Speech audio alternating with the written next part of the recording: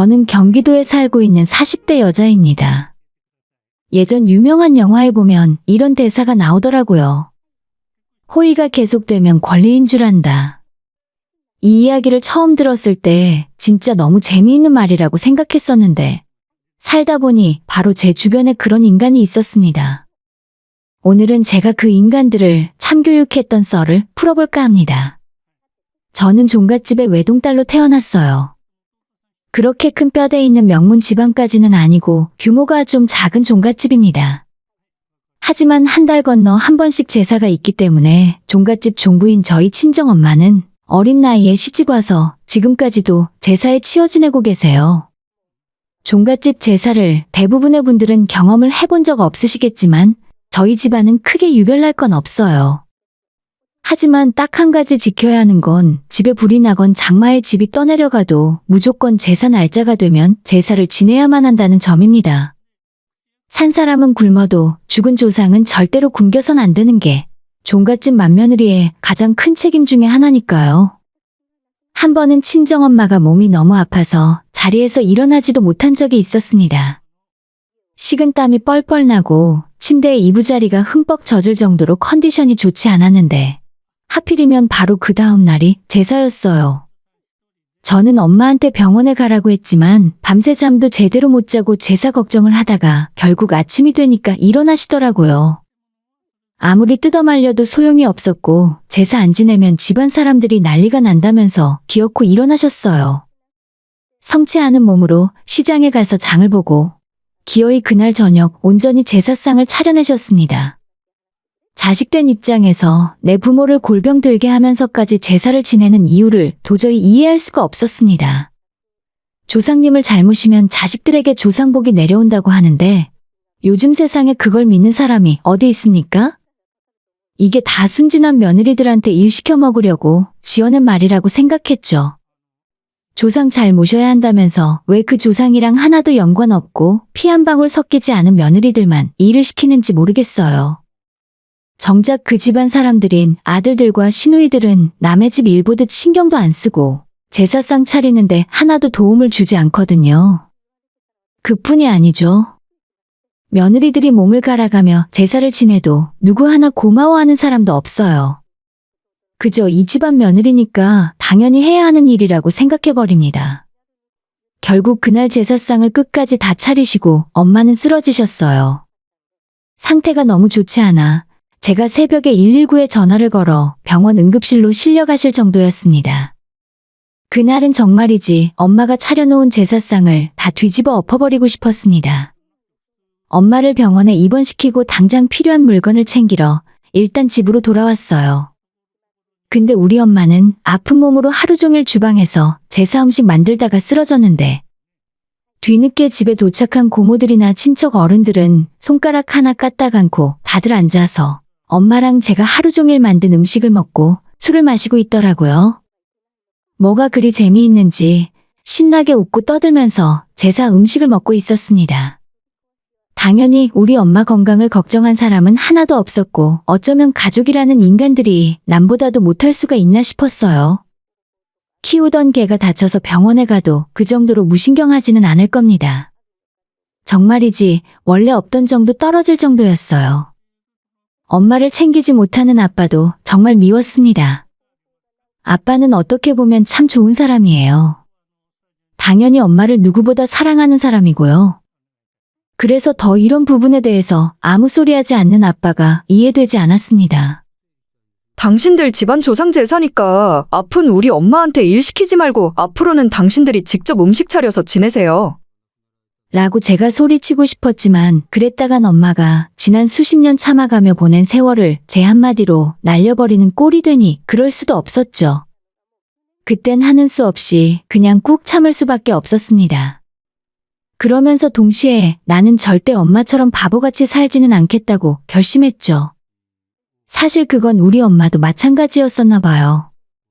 그러니 제가 어릴 때부터 저한테 하시던 말씀이 너를 종갓집에 시집 보내느니 평생 결혼 못하더라도 내가 끼고 사는 게 낫겠다. 이런 말을 농담 반 진담 반으로 입버릇처럼 말씀하셨어요.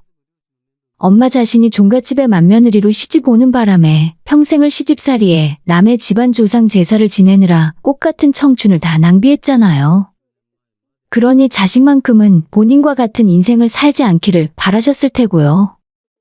그래서 저희 엄마는 제가 누구랑 사귀던가 저한테 선자리가 들어올 때마다 상대 남자의 학벌이나 직업보다도 오히려 그쪽 집안이 어떤 집안인지, 뼈대 있는 가문의 종가인지 이런 것들을 먼저 물어보셨습니다. 우리 집안 상황을 잘 모르는 사람들은 이런 우리 엄마를 집안 따지는 유별난 아줌마 정도로 생각했겠죠. 사실은 전혀 그게 아니라 오히려 집안 좋다고 꺼드럭거리는 사람들을 피하려고 했던 건데, 아무튼 그렇게 거르고 걸러서 찾은 사위가 지금의 제 남편입니다. 남편은 취미 생활을 하던 중에 비슷한 취향의 사람과 모임을 하다가 만나게 되었어요. 같은 취미를 공유하다 보니 대화도 잘 통했고 다 같이 모이지 않는 날에도 남편과 둘이 따로 연락해서 만나게 되면서 연인 관계로 발전했습니다. 이래저래 해도 나랑 취향 비슷하고 말 잘 통하는 사람이 좋더라고요. 남편은 장남이긴 해도 집안이 저희 친정처럼 종갓집도 아니고 부모를 부양해야 하는 처지도 아니었어요. 우리 엄마한테 소개시켜줬을 때 그 점을 가장 마음에 들어 하셨죠. 게다가 저희 시댁은 우리가 결혼할 때까지만 해도 제사가 아예 없었어요. 제가 결혼하고 그 다음 해에 시아버지께서 오랜 병환으로 돌아가시게 되었고 그때부터 아버님 제사를 지내게 되었습니다.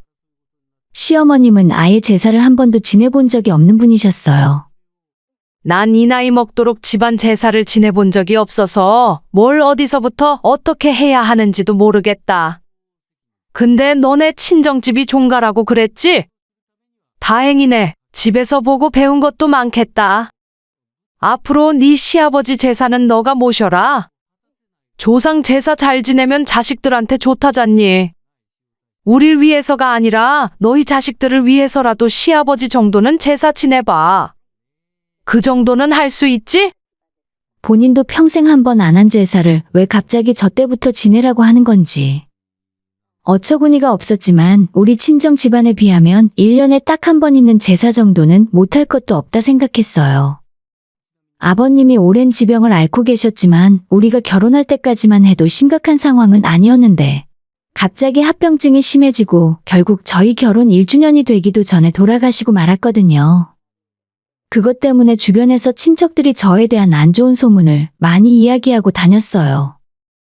멀쩡하던 아버님이 제가 이 집안에 들어온 뒤로 갑자기 아프기 시작하고 결국 돌아가셨다면서 제가 시아버지를 잡아먹었다는 소리를 하더라고요.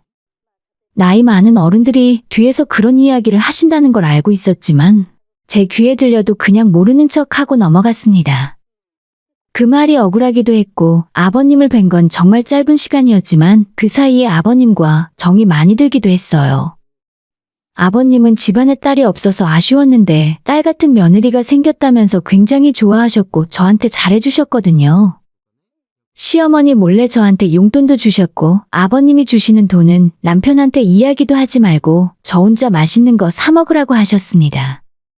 제사를 지내라는 시어머니의 말에 반항을 할 수도 있었지만 순전히 아버님께서 저한테 잘해주셨던 기억 때문에 그 정도는 해드리는 것이 도리라고 생각했어요. 저는 엄마를 도와서 어릴 때부터 워낙 많이 경험을 해봤기 때문에 제사상 음식 차림뿐만 아니라 제사 지내는 순서와 방식까지 훤하게 꿰고 있었죠. 어차피 이 집안에서는 그 전까지 해본 적이 없기 때문에 제가 하자는 대로 친정 집안 방식 그대로 제사를 지내더라도 아무도 뭐라 할 사람이 없었습니다. 그런데 몇 년 전에 시동생이 장가를 가게 되었고 동서가 집안에 들어오면서 조금 이상하게 흘러가기 시작했어요. 큰애야, 이번 제사에는 상에 튀김 종류도 좀 올리자. 그리고 너 식혜 만들 줄 아니? 직접 만든 식혜도 올리면 참 좋을 텐데. 할 줄 모르면 시장 가서 좀 사와라. 마트에서 공장 제품 사오지 말고. 평소에 제가 하는 제사에 대해 별 말씀이 없으셨던 시어머니가 갑자기 상차림에 대해서 이래라 저래라 조금씩 간섭을 시작하셨습니다. 그렇다고 해봐야 상에 올리는 음식 몇 가지를 더하라고 하시는 정도였어요. 그때만 해도 저는 대수롭지 않게 생각했습니다. 아버님이 생전에 좋아하시던 음식들이기도 하고 그 정도는 할 수 있었으니까요. 정작 문제는 따로 있었습니다. 동서, 내일이 아버님 제사인 거 알고 있지? 그래서 말인데 내일 오전에 만나서 장 보고 같이 일 시작할까? 그게 귀찮으면 그냥 각자 만들 음식 정해서 저녁에 어머님 댁에서 만날까? 동서는 뭐가 편해? 네? 어머님한테 얘기 못 들으셨어요? 저 오늘 제사는 못 가요. 며칠 전에 어머님한테 말씀드렸는데. 못 온다고? 그래도 1년에 한 번 있는 아버님 제사인데. 왜? 무슨 일이라도 생겼어? 그냥 바빠서요. 전 제가 뭘 잘못 들은 줄 알았습니다. 동서가 시집와서 처음 맞는 시아버지 제사인데 바빠서 못 온다 하더라고요. 평일에 하는 것도 아니고 주말이었는데 별다른 설명도 없이 바쁘다고 한마디 하는 태도가 못마땅하게 느껴졌습니다. 아무리 시어머니한테 미리 말씀을 드렸더라도 혼자 일을 다 해야 하는 저한테 미안한 마음도 없이 저렇게 당당할 수 있는 일인가 싶었죠. 생각 같아서는 동서에게 따끔하게 한마디 하고 싶었지만 어머님도 뭐라 안 하셨는데 내가 큰 소리 내기 싫어서 그때는 그냥 넘어갔습니다. 그런데 진짜 웃긴 건 그 다음에 제사 때였어요. 이번에도 먼저 아무런 이야기가 없길래 제가 먼저 동서에게 전화를 걸어서 이번엔 음식 준비 어떻게 할 생각이냐 물었습니다. 그랬더니 대뜸 한다는 소리가 저 그렇게 한가한 사람 아니에요. 그냥 알아서 하시면 안 되나요? 어머님도 저한테 별말 안 하시는데 진짜. 아, 알겠어요. 이따 어머님 댁에 사람 한 명 보내드릴게요. 그분이랑 같이 하세요. 이제 됐죠? 짜증난다는 듯 자기 할 말만 해버리더니 전화를 일방적으로 끊어버렸습니다. 진짜 기가 막혔습니다. 자기는 한가한 사람이 아니라고요? 그럼 저는 한가해서 이런 짓 하고 있겠습니까?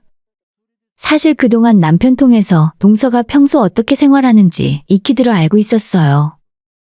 결혼한 이후로 직장도 그만두고 전업주부로 살던 동서는 하루 종일 집에서 드라마를 보는 것이 주요 업무이고 집에서 밥을 하는 경우도 거의 없어서 낮에는 친구들 만나 브런치를 먹고 저녁은 배달 음식이나 밀키트를 사서 차려주는 것이 고작이었어요. 유행 따라 해외여행을 밥 먹듯 다니고 명품 사서 사진 찍어 인스타에 올려 자랑하는 것이 매일 하는 일이었죠. 저희 시동생이 벌어다주는 돈으로는 본인의 그런 생활을 마음껏 즐길 수 없으니 매달 자기 친정에서 용돈까지 받아서 쓰는 걸로 알고 있어요. 그런 사람이 대체 뭐가 그렇게 바빠서 1년에 딱 한 번 있는 시아버지 제사에 오지도 못할 정도인지 모르겠더라고요. 그런데 이 와중에 저는 동서한테 한마디도 따지지 못했습니다. 사실 제가 동서 앞에서 그렇게 떳떳한 상황은 아니었으니까요. 저희 남편 벌이가 최근 들어서 그리 신통치 않았어요. 남편은 인테리어 관련 직종에서 일을 하고 있는데 원래 이쪽 일이라는 게 부동산 경기랑 굉장히 민감하게 움직이더라고요. 일이 많을 때는 쉬는 날도 없을 정도로 일을 하고 돈을 많이 벌기도 하는데 요즘처럼 불경기에는 일감도 별로 없고 거의 백수나 다름없이 가게 문만 열어놓는 상태가 되어버리는 거죠. 하도 남편의 수입이 들쑥날쑥하다 보니 저도 아이를 어느 정도 키워놓은 뒤로는 집 근처에 일자리를 구해서 낮 시간에 파트타임으로 일을 시작했어요. 하루에 6시간 정도 일을 했기 때문에 월급이 많지는 않았고 생활에 여유가 없기도 했습니다.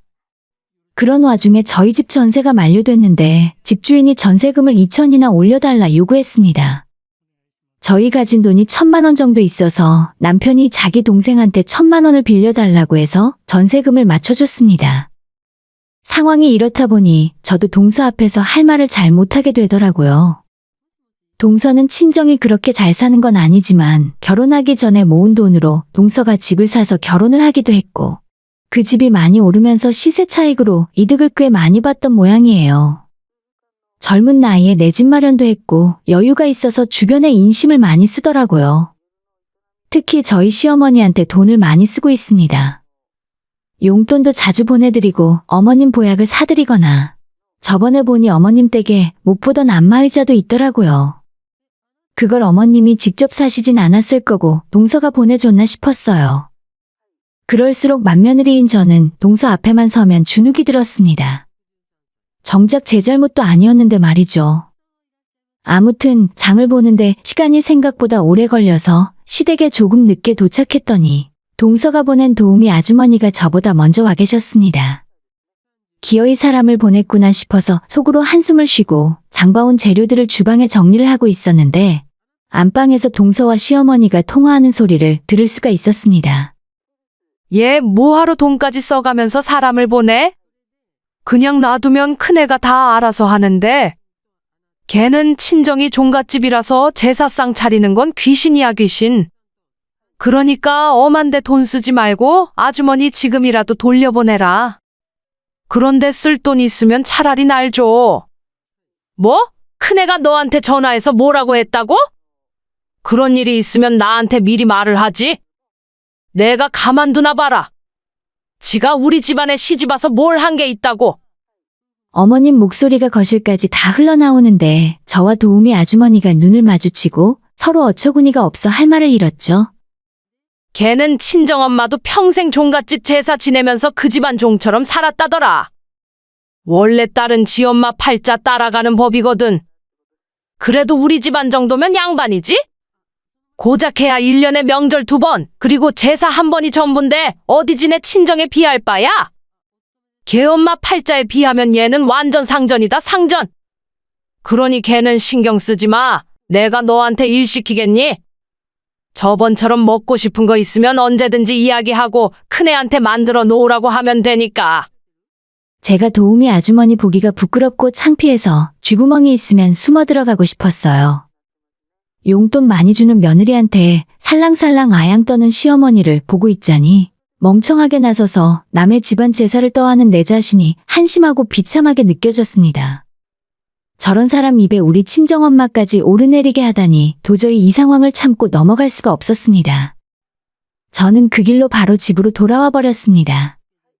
그 이후로 시댁에서 오는 연락도 받지 않았고 시댁과 완전히 연을 끊었습니다. 하나 다행인 건 이 상황에서 남편이 제 이야기를 듣고는 이런저런 이해해 주었어요.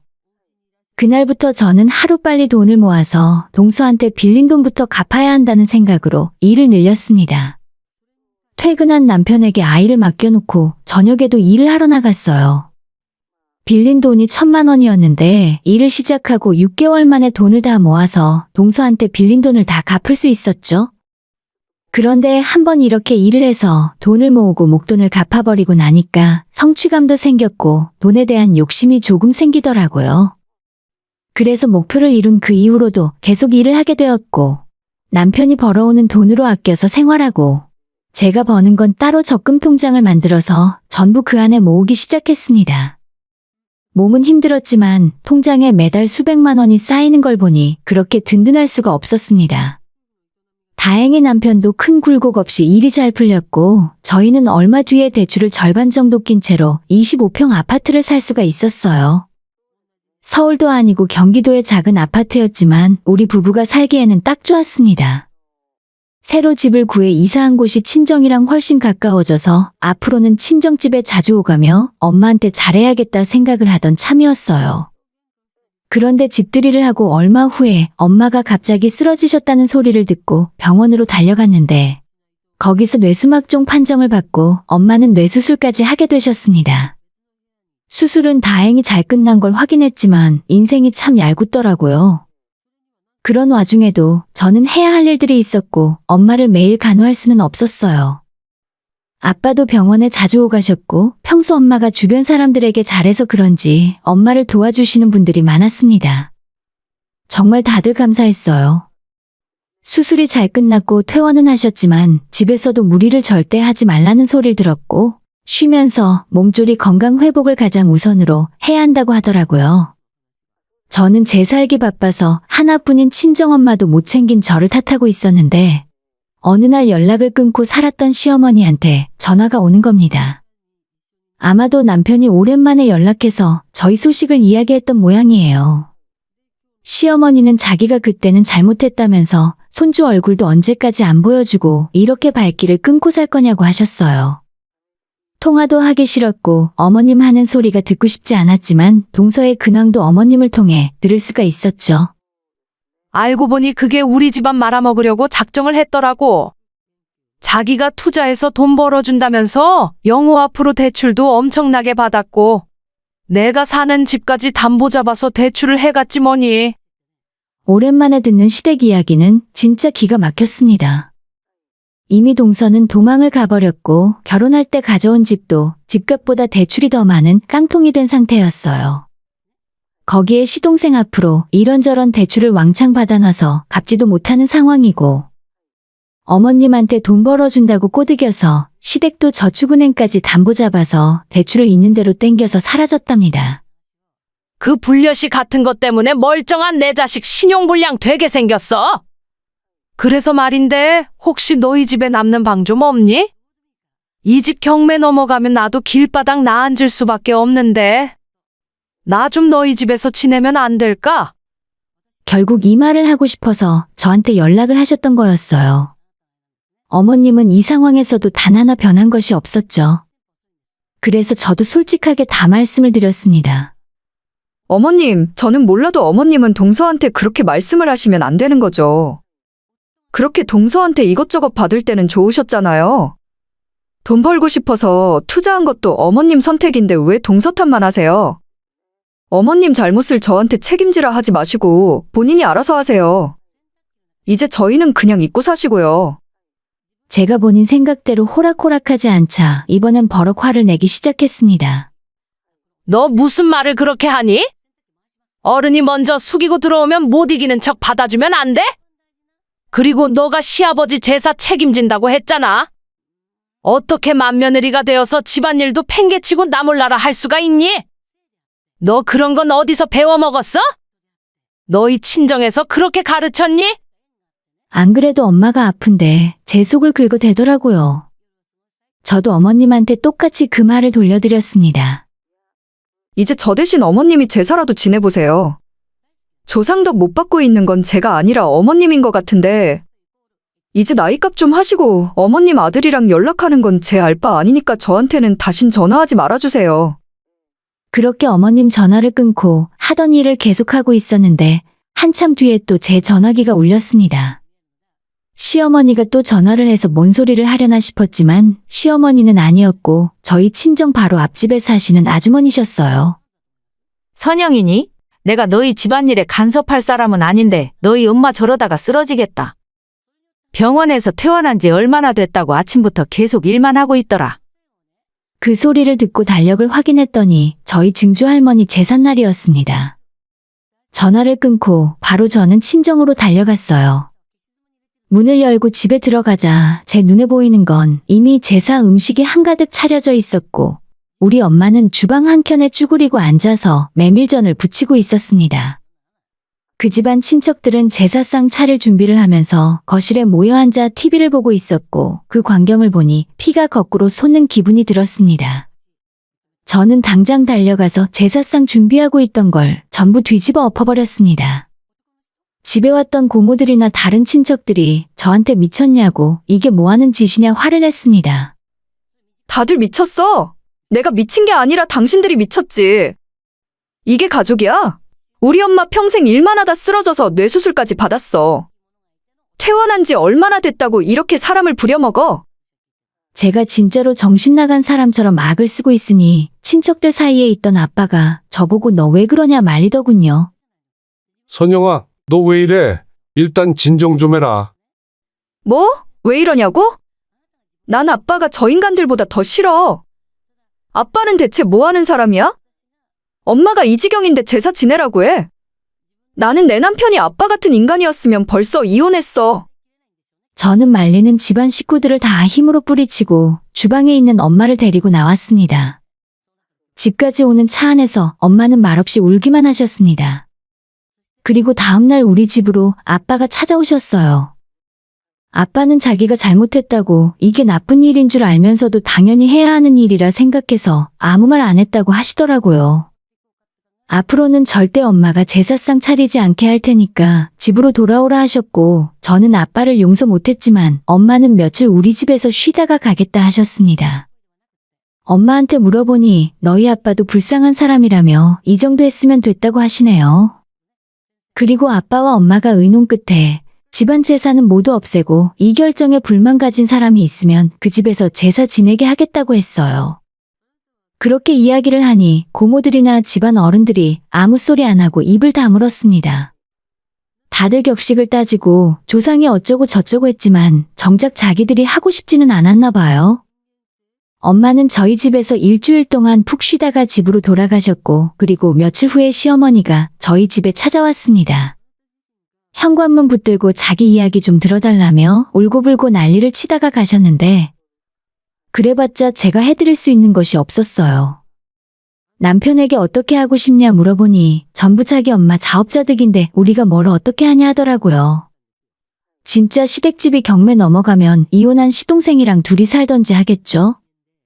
저는 절대 시어머니 용서할 수 없고 우리 집에 한 발짝도 들일 수 없습니다.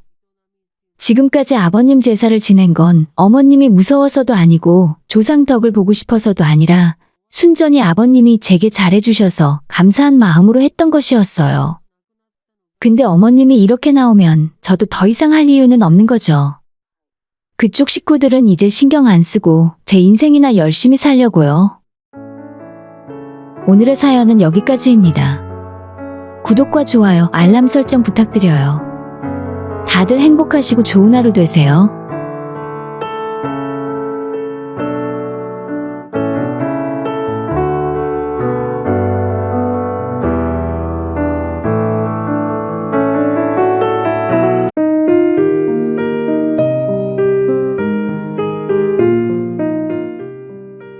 저는 50대 중반의 여자입니다.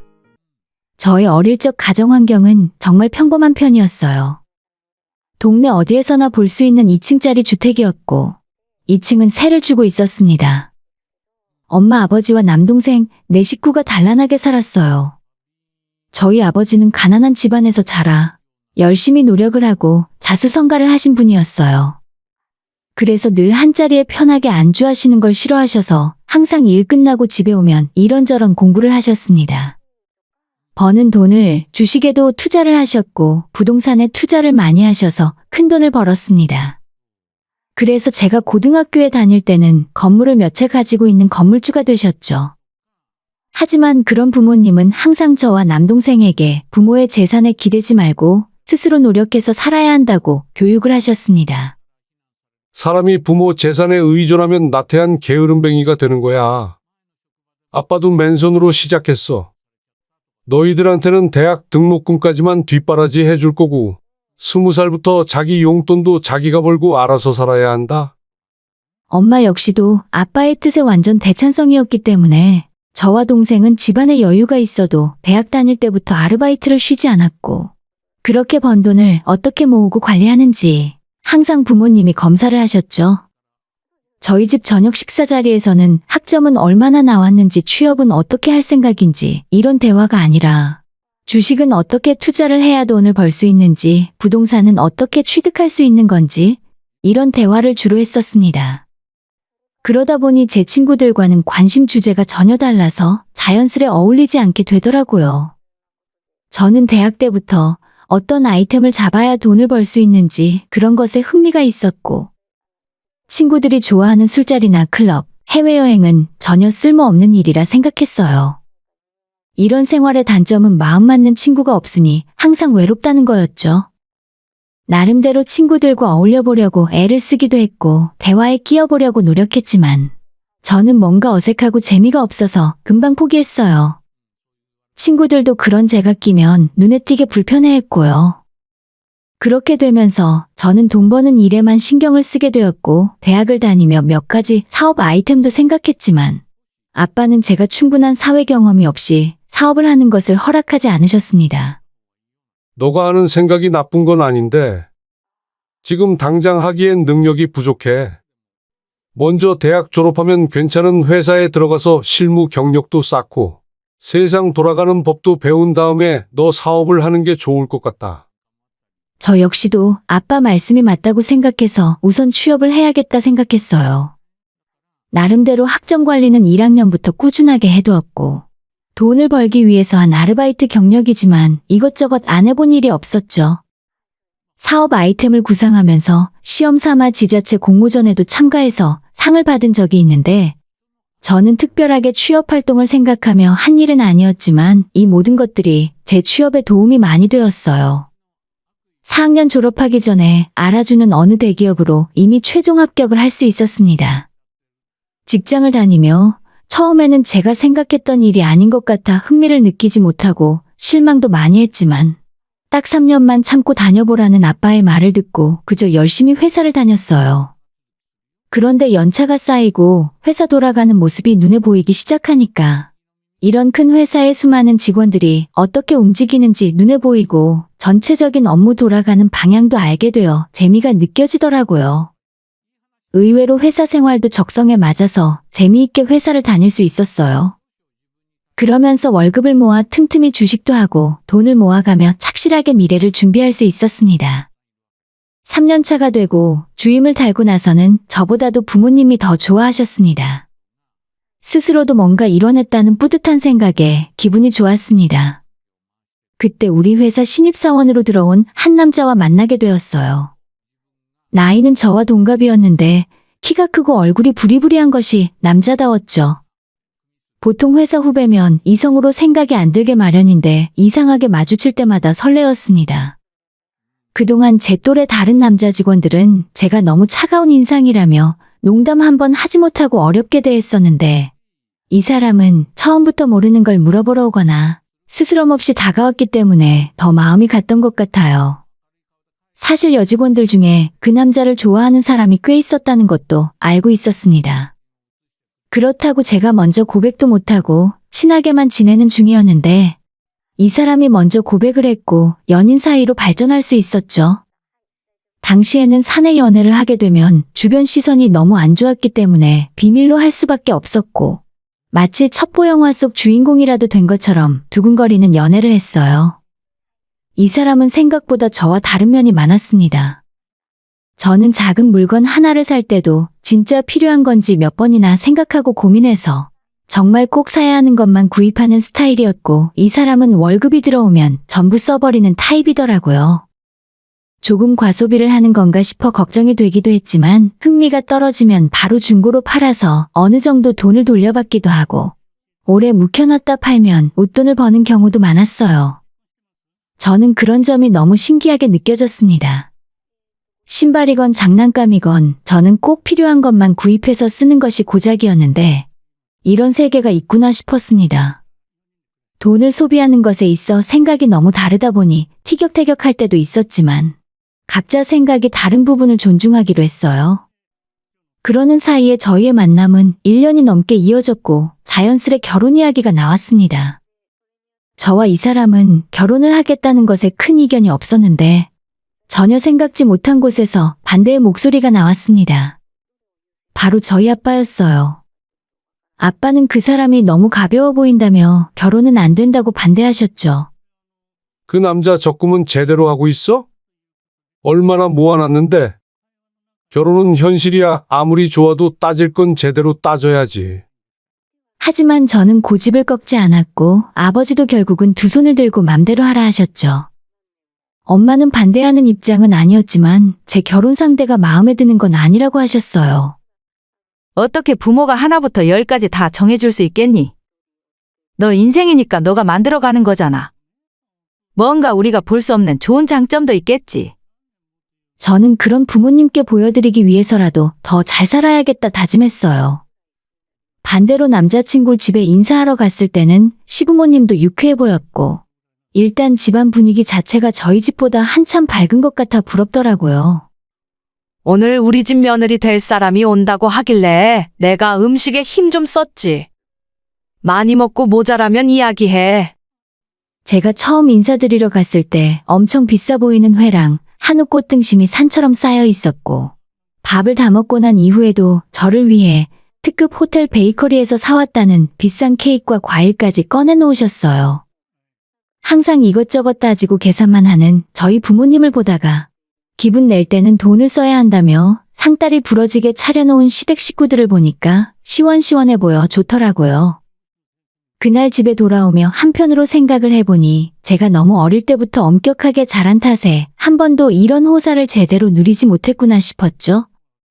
결혼식을 올리기 전에도 남자 쪽에서 요구하는 혼수나 예단이 꽤 있어서 저희 아버지가 못마땅해 하셨지만 보란 듯 제가 모아놓은 적금을 깨서 결혼 준비에 사용했어요. 처음에는 그런 저를 말리던 엄마도 나중엔 아무 말씀 안 하시더라고요. 그렇게 결혼을 하고 처음 6개월은 싸운 적도 없이 행복하고 재미있기만 했습니다. 하지만 한 집에 같이 살다 보니 이 사람과 제가 너무 다르다는 걸 알겠더라고요. 저희 부모님 말씀대로 돈에 대한 생각 차이가 너무나도 크게 났으니까요. 이 사람에 맞춰 같이 쓰고 즐기는 것이 처음에는 정말 재미있었는데 시간이 지날수록 도가 지나치다는 생각이 들기 시작했죠. 벌면 버는 대로 전부 다 써버리고 나중 일은 나중에 생각하는 남편이 위태롭게 느껴졌습니다. 그러던 중 남편이 갑자기 제게 상의도 없이 회사를 그만두고 사업을 시작해야겠다는 소리를 했습니다. 월급 벌어서 언제 부자 되겠어? 내가 그동안 영업팀에서 쌓아온 인맥이 있으니까 걱정하지 마. 남편은 음식 장사를 하겠다며 본인 인맥도 있으니 지인이 많이 찾아줄 것이고 단체 회식 몇 팀만 받아도 가게 돌아가는데 전혀 문제 없을 거라고 자신했습니다. 저는 남편에게 사업이 그리 말처럼 쉽게 되지 않을 것 같다 했더니 대뜸 우리 아빠를 만나서 이야기를 해보겠다는 겁니다. 우리 아빠? 아빠는 왜? 아빠는 음식 장사에 대해서는 아무것도 몰라. 그게 아니라 사업장 문제 때문에 그래. 다름 아니라 저희 아빠 건물에 세를 들어서 장사를 하고 싶다는 소리였어요. 아무리 우리 아빠가 가족이라고는 하지만 자식에게 다 퍼주는 타입이 아니기 때문에 걱정이 되었습니다. 하지만 남편이 설득에 자신 있다고 해서 일단 같이 아버지를 만났습니다. 그래, 내 건물에서 사업을 하고 싶다고? 자네 뜻은 잘 알겠지만 나는 사위라고 해서 월세를 깎아주거나 다른 편의를 봐주는 일은 없을 거야. 그래도 좋다면 상관없네. 오는 세입자를 막을 필요는 없으니까. 물론입니다, 장인어른. 가족이라서 드리는 말씀이 아니라 거기 입지가 제가 생각하는 조건과 딱 맞아서 드리는 말씀이거든요. 남편이 대답도 시원시원하게 하는 것 같아서 잘됐다 다행이다 싶었어요. 하지만 집에 돌아와서는 남편이 하는 말이 달라지더라고요. 아니, 그래도 그렇지. 사위가 먹고 살려고 장사를 하겠다는데. 어떻게 월세 한 푼 깎아준다는 말씀이 없냐? 당신이 왜 그렇게 돈 때문에 쩔쩔매며 사는지 알겠다. 뭐, 그런 식으로 우리 아빠 뒷담화하는 건 좀 아니지 않아? 아까는 건물 입지가 좋아서 그런 거라며? 왜 이제 와서 딴소리야? 알겠어. 자기 집 이야기하면 아주 눈에 쌍심지를 켜네. 뭐? 세상 물정 모르고 펑펑 돈 써대는 당신 집안보다는 우리 부모님이 헐났지 뭘 그래? 뭐가 어쩌고 어째? 너 지금까지 그런 생각하고 살았던 거야? 저희는 결혼 이후로 처음으로 크게 싸우게 되었어요. 하지만 얼마 지나지 않아 남편이 먼저 사과를 하고 제가 받아주면서 곧 풀어졌고 남편은 바로 사업 준비를 시작했습니다. 그 당시에 엄청 유행하던 무한리필 갈비집이었는데 오픈하자마자 장사는 꽤 잘 됐어요. 남편도 아빠에게 꼬박꼬박 월세를 잘 보냈고 처음엔 걱정하시던 아빠도 마음이 조금 놓이시는 것 같더라고요. 그렇게 한 1년 정도의 시간이 지났을 때 생각지도 못한 불행이 닥쳐왔습니다. 아빠가 일하시다가 갑자기 쓰러지셨고 병원으로 옮겼는데 심근경색이라 하더라고요. 119 구급차를 탈 때부터 의식이 없으셨는데 초기 대응이 너무 늦어서 그대로 의식을 되찾지 못하고 돌아가셨습니다. 저희 가족은 모두 너무 큰 충격을 받아 어떻게 대처해야 할지 몰랐어요.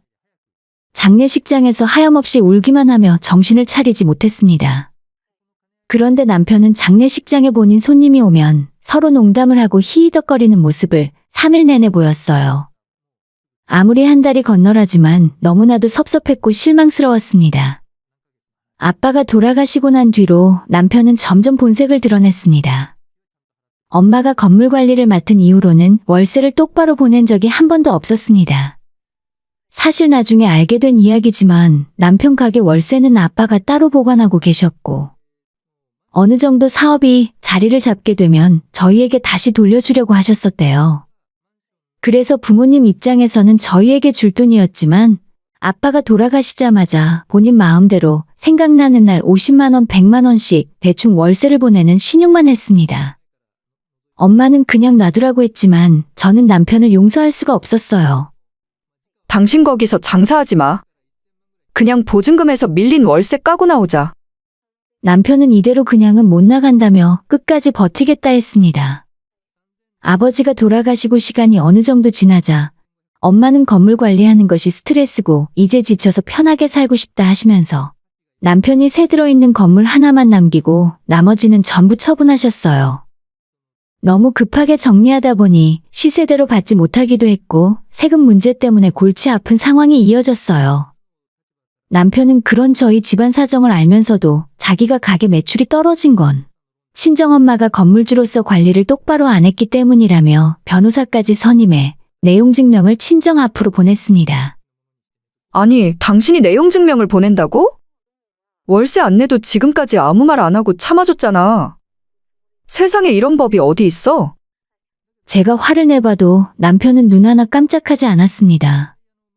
더는 못 참고 저는 남편에게 이혼하자 이야기했습니다. 내가 우리 아빠 말을 들었어야 했는데. 너 하나 때문에 우리 집안이 이렇게까지 망가질 줄은 꿈에도 몰랐어. 말 조심해. 너 지금부터 하는 이야기는 우리 이혼 소송에 불리하게 적용될 수도 있어. 라고 하더니 핸드폰으로 모든 대화를 녹음하고 있더라고요. 그리고 얼마 후에 진짜로 제게 이혼 소송과 더불어 제가 이야기했던 부분을 짜깁기한 내용으로 명예훼손까지 제게 고소장을 날렸습니다. 일단 고소장이 날아오니 엄마는 제게 날아온 고소를 취하하는 조건으로 남편에게 보증금 전액을 주고 가게를 빼는 걸로 합의를 했고 남편과 시어머니는 가게와 집에서 돈 될 만한 물건들은 싹 다 챙겨서 나갔어요. 못난 딸 때문에 금전적 정신적 손해를 보게 된 엄마를 생각하니 피눈물이 나더라고요. 제가 엄마에게 저런 인간 만나서 미안하다 사과를 하자 엄마는 그까짓 돈은 얼마 되지도 않는다며 그냥 잊으라 하셨어요. 그렇게 며칠 지나고 나니 정신이 조금 돌아오는 것 같았습니다. 이제부터 제가 뭘 해야 할지도 명확하게 머릿속으로 정리가 되기 시작했습니다. 남편은 저와 이혼한 뒤로 자기 엄마와 함께 다른 곳에서 똑같은 무한리필 갈비집을 차렸고 이번에는 규모도 엄청 크게 차려놨더라고요. 저는 엄마에게 제 생각을 이야기했고 그로부터 몇 달이 지나서 남편이 장사를 하고 있는 상가 한 동을 제 명의로 구입하게 되었습니다. 영화관까지 있는 커다란 건물에 2층 한쪽 면을 다 쓰는 곳이었는데 가게 2동을 터서 장사를 하고 있더라고요. 2명의 상가 주인에게 각각 연락해서 겨우 조건을 맞춰주고 구입을 하게 되었죠. 처음엔 절대 팔지 않겠다던 상가 주인들이었지만 시간이 몇 달 더 지나니까 자기들이 먼저 팔고 싶다며 연락을 해왔습니다. 이유를 알아보니 남편은 이번에도 월세를 내지 않고 배째라는 식으로 나오고 있었어요. 한번 재미를 보고 나서 저렇게 살기로 작정을 한 모양이었습니다. 상가 인수 절차가 끝난 뒤 저는 남편 가게로 찾아갔죠. 남편은 시어머니와 같이 장사를 하고 있다가 제 얼굴을 보고는 쏘스라치게 놀라더군요. 저한테는 안 판다면서 나가라고 하길래 밥 먹으러 온 게 아니라 월세 이야기 좀 해보자고 말했습니다. 여기 주인 바뀐 건 아직 못 들었나 보네? 거두절미하고 월세를 6개월 동안 밀렸더라. 보증금도 얼마 안 남았어. 당신 좋아하는 법대로 해줄까? 남편은 부동산에 전화를 걸어 제가 건물주라는 걸 다시 한번 확인하고는 인상이 팍 구겨지기 시작했습니다. 아니, 전 주인이랑 이야기 다 된 건데 갑자기 이러면 나보고 어쩌라는 거야? 우리도 갈 곳이 있어야 하잖아. 그래, 그럼 보름 정도 시간 주면 되는 건가? 여기 원상복구 해야 하는 건 알고 있지? 중간에 벽도 다시 세워놔. 따로따로 세줄 거니까. 그렇게 말하고 돌아 나왔는데 그날 이후로 남편은 하루에도 몇 번씩 전화를 해댔어요. 자기 얼굴을 봐서라도 예전의 일은 잊고 좋게 지내자 하면서요. 우리 보고 갑자기 이렇게 나가라고 하면 어쩌자는 거야? 이거 건물주 갑질인 거 몰라? 남편이랑 시어머니는 저를 달래기도 하고 윽박지르기도 하면서 어떻게든 시간을 끌어보려고 했지만 저는 단호하게 건물을 비우라는 말만 해줬습니다. 심지어 대출받아서 밀린 월세를 일시불로 주겠다고도 했지만 이미 반년 넘게 월세가 밀린 상황에서 퇴거 명령을 내릴 수가 있었죠. 보름 후에 제가 다시 가게를 방문했을 때 시어머니가 제 멱살을 잡으려고 하면서 피도 눈물도 없는 년이라며 욕을 하셨습니다. 지금 하신 말씀 다 녹음됐고요. 앞으로 있을 법적인 절차에 불리하게 적용되실 거예요. 남편이 제게 명예훼손으로 고소했던 것이 그제서야 생각났는지 자기들이 실수했다며 바로 사과를 하더군요. 너 진짜 왜 이렇게 피도 눈물도 없게 변했어? 혹시 내가 예전에 너가 한 말을 녹음한 것 때문에 그래? 그때는 내가 너무 힘들고 간절했으니까 어쩔 수 없었잖아. 나 한 푼도 없이 너랑 이혼하면 지금 어떻게 밥 먹고 살 수 있었겠니? 그 문제는 그 문제고 이번 일이랑은 상관없잖아. 우리 좋게 좋게 풀어보자. 저는 제 앞에서 쩔쩔매는 남편에게 헛소리 말고 너희 엄마 앞으로 고소장 받고 싶지 않으면 당장 건물 원상복구시키고 꺼지라고 했어요. 어머님이 방금 사람들 보는 앞에서 나한테 욕한 거 알고 있지? 모욕죄로 고소장 받고 경찰 조사 시작해볼래? 남편은 저를 끌고 밖으로 나가더니 눈앞에서 싹싹 빌기 시작했어요. 내가 정말 잘못했어. 우리 엄마 나이도 있는데 진짜 그러지 말아줘. 지나가던 사람들이 우리의 모습을 다 쳐다봤지만 남편은 무릎 꿇고 빌기만 하더라고요. 그러니까 우리 악연도 여기서 끝내자. 내가 딱 이번 달 말까지만 시간 줄게. 남은 보증금도 이제 없으니까 이번 달에 나가. 건물 싹 치우고 원상복구 하는 거 잊지 말고. 남편은 고개를 푹 숙인 채 아무 말도 하지 못했습니다. 이틀 후부터 남편의 가게는 문을 닫았고 내부 정리를 하기 시작했어요. 싹 다 정리하고 원상복구 공사까지 마친 뒤에 예정된 날짜에 건물을 비웠습니다. 끝까지 저랑 눈도 마주치지 않더라고요. 그 후로는 더 이상 두 사람의 소식은 듣지 못했습니다. 회사 내에서도 예전에는 남편과 연락하고 지내는 사람들이 있었는데 저희가 이혼하고 남편이 가게를 망하고 쫓겨난 이후로는 아예 연락이 다 끊어진 것 같아요. 제가 마지막으로 들은 이야기는 시부모 집을 팔고 어디론가 이사 갔다 하더라고요. 저는 여전히 직장을 다니면서 엄마와 함께 건물 관리를 하며 살고 있습니다. 남동생이 올해 초에 장가를 갔고 잘 사는 모습을 보니 조금 부럽더라고요. 나도 조금만 더 신중하게 사람을 보는 안목이 있었다면 이런 실패는 하지 않았을 텐데 싶었습니다. 저는 한 번의 결혼 생활이 너무 크게 후회가 되어 지금은 엄마와 둘이 사는 중이고 당분간 남자 만날 생각도 없어요. 똑같은 실패와 후회를 다시 경험하고 싶지 않더라고요. 오늘의 사연은 여기까지입니다. 구독과 좋아요, 알람 설정은 많은 힘이 됩니다. 다들 행복하시고 좋은 하루 되세요.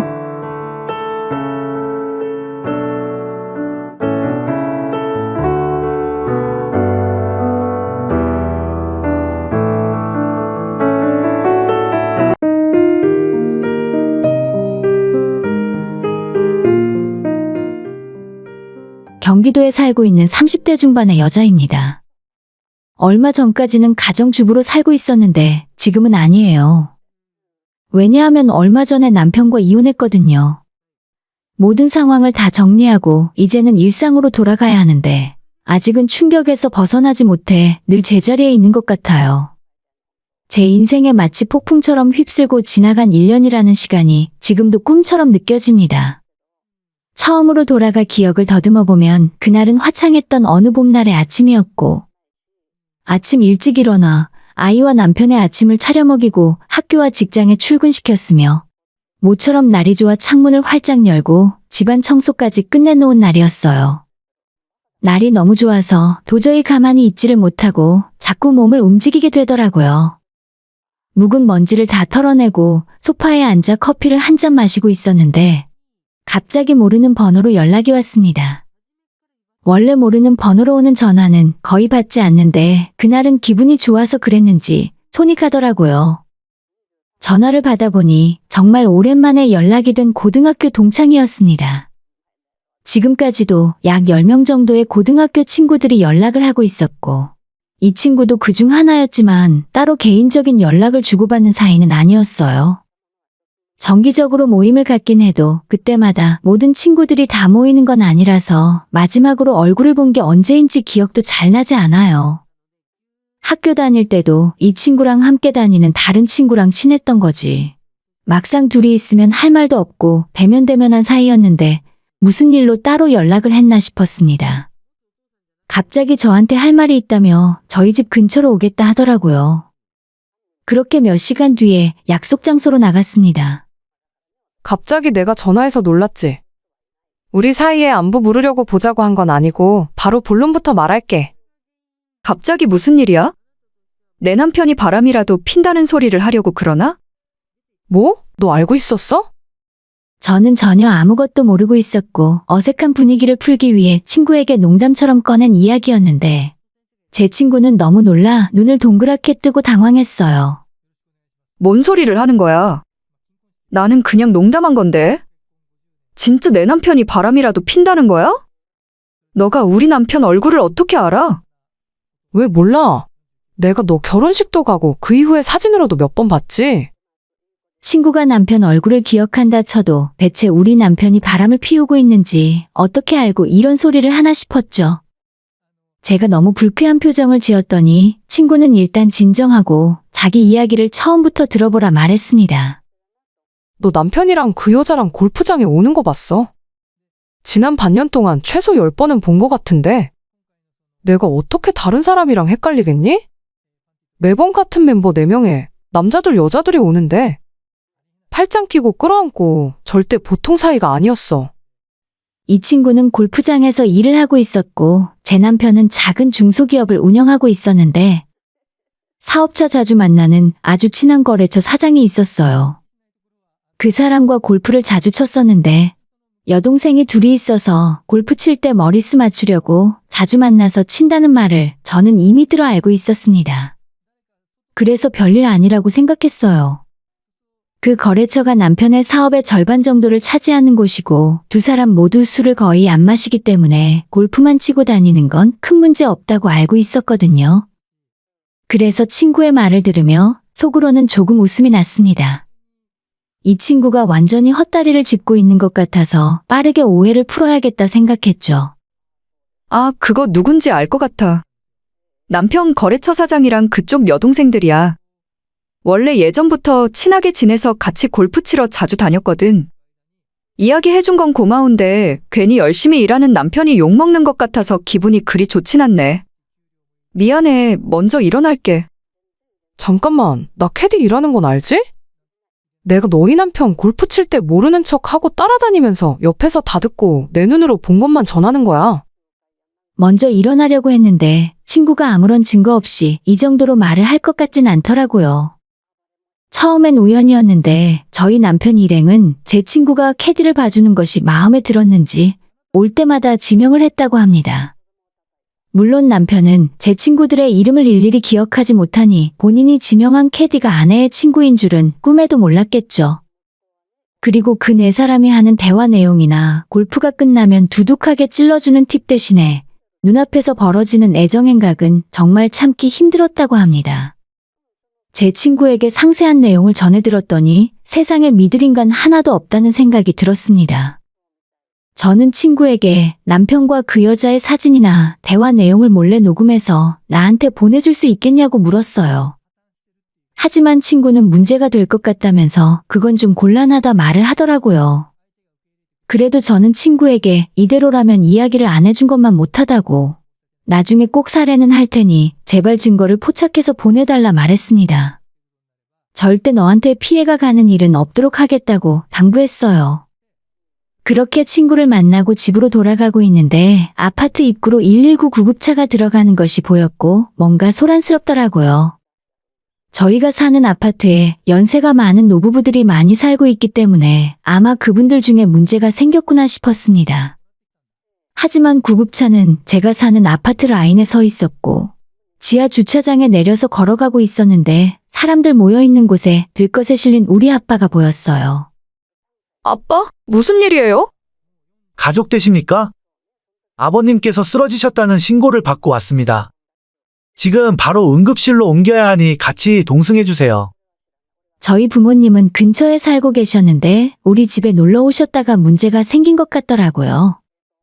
창백한 표정으로 핏기가 하나도 없었고 들것에 실려서 의식도 없었습니다. 아마 저희 집에 오셨다가 지하 주차장에서 쓰러지신 것 같았고 같은 아파트 주민이 아빠를 보고 119에 신고를 해주신 것 같았어요.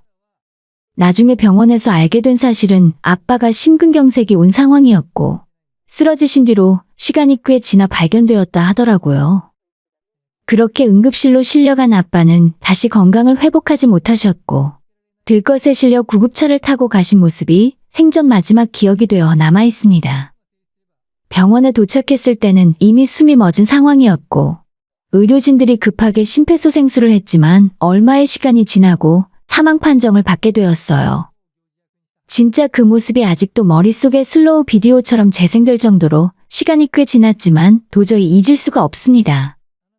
아빠가 돌아가셨다는 걸 머릿속으로는 이해했지만 다른 한편으로는 믿기 어려웠어요.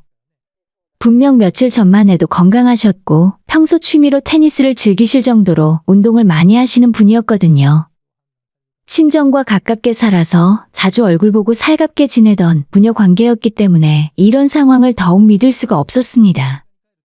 하필이면 그날이 우리 남편이 바람 피운다는 말을 듣고 집에 오던 날이라서 정말 억울하고 서럽더라고요. 빈소를 지키던 3일 동안 시간이 대체 어떻게 지나갔는지도 모르겠더라고요. 그나마 한 가지 다행이었던 건 바람을 피운다는 의혹을 받는 남편이었지만 빈소를 지켜주는 상주가 있었고 아빠와 남편의 지인들이 많이 찾아주었기 때문에 장례식장이 3일 동안 쓸쓸하진 않았어요.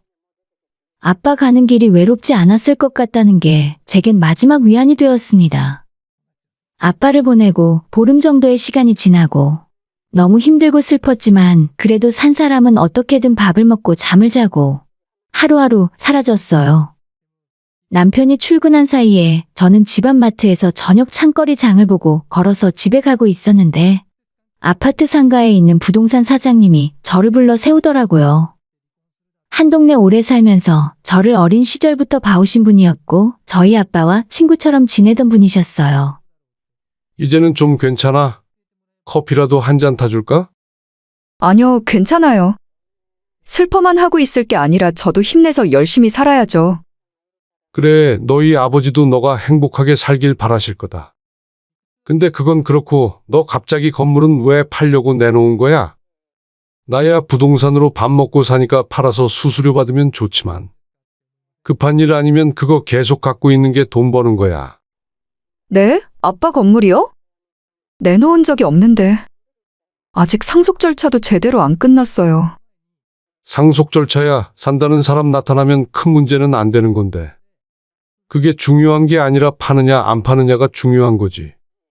너희 김 사장이 이야기 안 했어? 아버지 발인하고 바로 다음날 나한테 오더니 건물 내놓겠다고 하던데. 저는 정말 처음 듣는 이야기였고 아빠 돌아가시고 정신이 없는 와중에 제가 건물을 내놓을 리가 없었죠. 만약에 제가 아빠의 유산을 정리한다면 건물이 아니라 아빠가 혼자 살고 계시던 아파트를 먼저 정리했겠죠. 부동산 사장님은 제가 이 사실을 몰랐다는 반응을 하자 당황하셨고 저희 남편이 너무 당당하게 팔아달라 말했기 때문에 이미 이야기가 끝난 줄 아셨대요. 아, 그게 팔자고 이야기를 한 적이 있긴 한데 남편이 이렇게 빨리 내놓을 줄은 몰랐네요. 일단 지금은 아닌 것 같으니 매물 그냥 내려주세요. 혹시 저희 남편이 묻거든 아직 임자가 안 나타났다고 적당히 둘러대주세요. 남편과 건물을 팔자는 이야기는 단 한 번도 해본 적 없습니다. 저한테 상의 한마디 없이 마음대로 팔아달라 내놓았다고 말을 하기가 싫었어요. 하지만 부동산 사장님은 이미 제 반응으로 대충 돌아가는 상황을 파악하신 눈치였고 더 이상 아무것도 묻지 않으시며 걱정 말라 하셨습니다. 오히려 저희 부부관계가 평소와 다르다는 걸 느끼신 것 같았죠. 나중에 일이 다 정리되고 나면 그때 다시 이야기해달라 하시며 그날의 대화는 끝이 났습니다. 그렇게 부동산을 나오고 있는데 단 한 가지의 생각이 머릿속에 남았어요. 드디어 이 인간이 본색을 드러내고 나와 끝으로 가려는구나 싶었죠. 집으로 돌아와 퇴근한 남편을 기다리며 머릿속으로 이 모든 상황을 정리해 나가기 시작했어요. 사업에 필요한 일이라 골프를 쳐야 한다며 바람을 피우고 다니는 것도 모자라 아빠를 허망하게 잃은 지 얼마나 됐다고 말 한마디 없이 건물을 부동산에 내놓은 남편에게 엄청난 배신감이 들었습니다.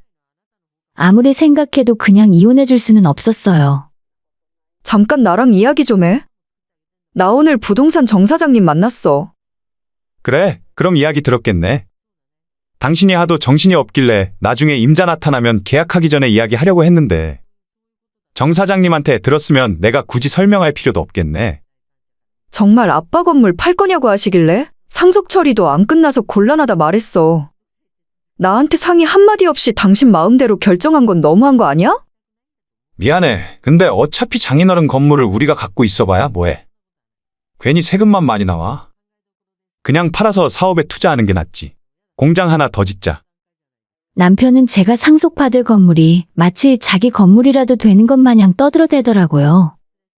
그 대화 속에는 아빠가 돌아가시고 황망한 마음인 저에 대한 배려는 물론이고 상의 한마디 없이 자기 마음대로 일을 처리한 것에 대한 미안한 마음이 1도 없었어요. 오히려 남편은 자기가 지금 해야 할 일을 했다는 듯 당당했습니다. 사실 남편의 사업은 꽤나 잘 풀리는 중이었고 예전부터 옆에 부지를 매입해서 공장을 하나 더 올리고 싶다는 말을 자주 했었거든요. 그렇다고 해서 저를 완전히 무시한 채 자기 마음대로 일을 진행하는 건 납득할 수 없는 일이었죠. 글쎄, 난 지금 팔고 싶은 생각 없는데? 어차피 월세 꼬박꼬박 나오고 있고 주변에 아파트 올라가고 있으니 몇 년 더 갖고 있는 게 나을 것 같아. 당신이 부동산에 대해 뭘 안다고 그래? 집에서 살림만 하면서 남들 하는 이야기만 듣지 마. 잠깐만, 나 전화 온다. 전화 좀 받고 올게.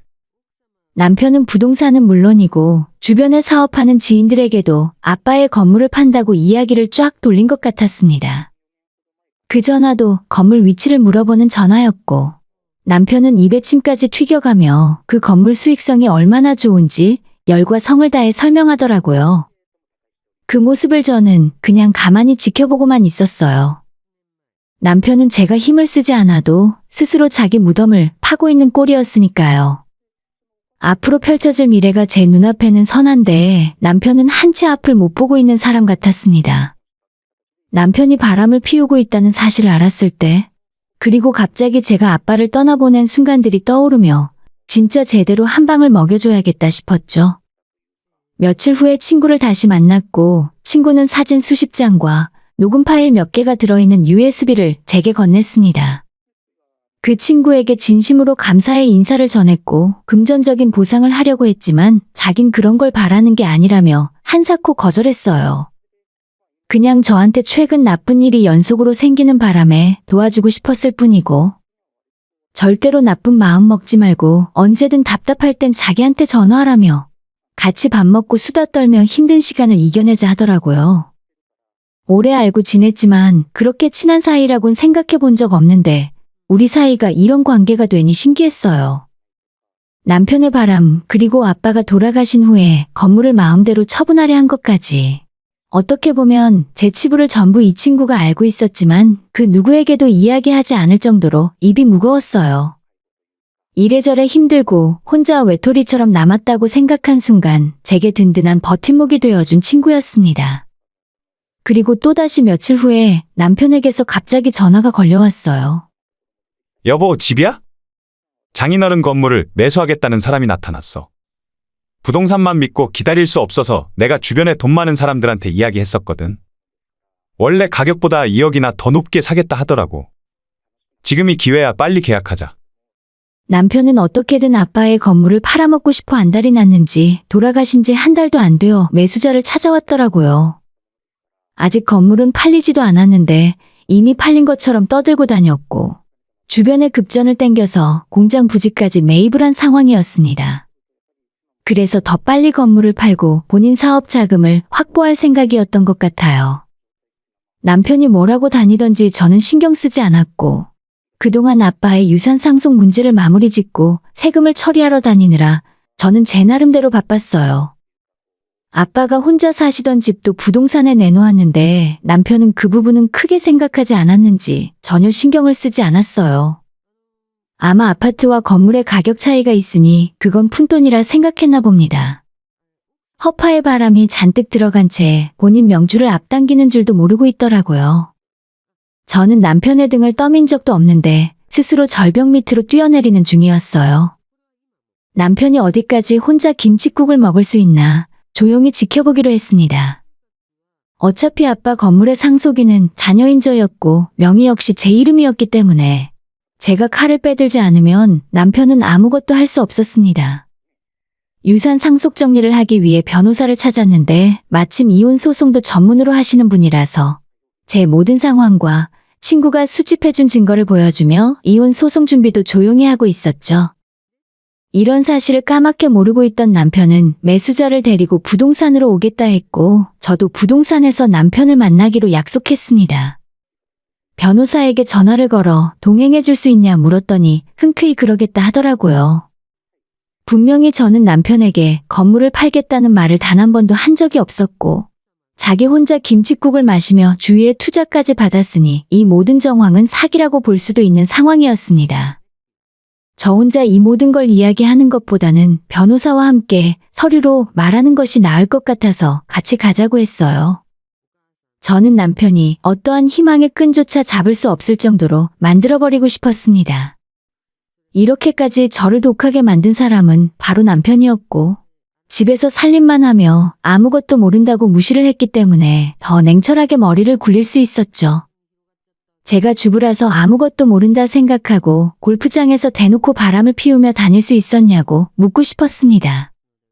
제가 주부라서 아무것도 모른다 생각하니까 우리 아빠 입관이 끝나자마자 부동산의 유산을 마음대로 처분해도 된다고 생각했냐고 묻고 싶었어요.